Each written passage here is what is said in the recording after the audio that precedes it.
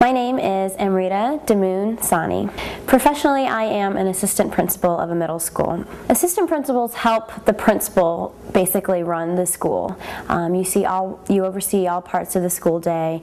You help determine the curriculum for the school and what the teachers are teaching, and then you go into classrooms all day long and you see if the teachers are teaching the curriculum and if the kids are learning, how the kids are doing. You follow students very closely. You look into their grades, you talk to their parents, you follow their behavior and their discipline reports to make sure that they're on the right track. So a lot of overseeing of the school day and making sure kids are in the right places and that they're feeling safe and that they're in a really nice and warm environment so that they can learn. To become a vice principal, there are several steps that somebody would need to take. First, they would need to graduate from high school, and then they would need to choose a college that has some type of teacher education program.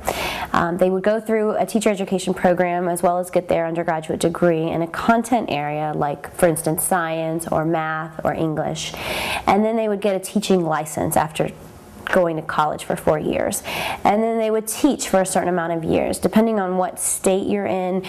Some states require a minimum of just 3 years of teaching, and then you can go into the administration and become a vice principal with the hopes of maybe becoming a principal one day. So the first thing would be to get a high school degree, get into a college that has a strong teacher education program so that you're prepared to know the realities of teaching and how hard it really is, and that you can be the best first-year teacher that you can be when you get into your school.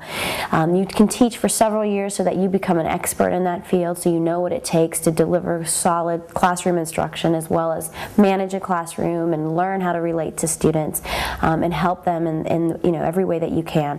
And then after that, if you're interested in going beyond the classroom, if you're interested in becoming more of a leader in the school and thinking about how you can impact instruction and student achievement at a larger level, then you can go into administration. At that point, you would need to go through a graduate school program that would give you a master's in education, particularly in school administration, to become a principal or vice principal. It's called an administrator's license, and then you can then officially become an administrator in a school building.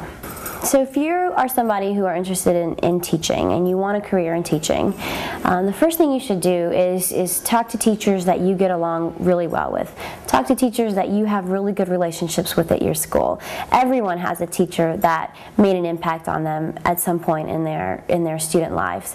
Think about who that teacher is and go and talk to them. Ask that teacher, how did you get to where you are? How did you get to be the leader in your classroom? What steps did you take?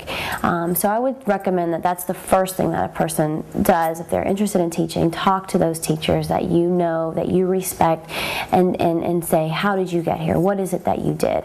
And most often you'll find that teachers who go into teaching were impacted by a teacher in their own lives. So everyone has a teacher like that who made an impact in their lives.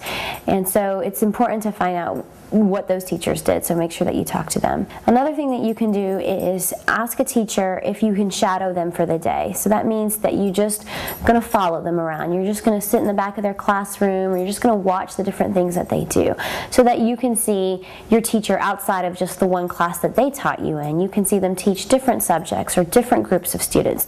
You can see them walking in the hallways or meeting a parent or talking to their principal.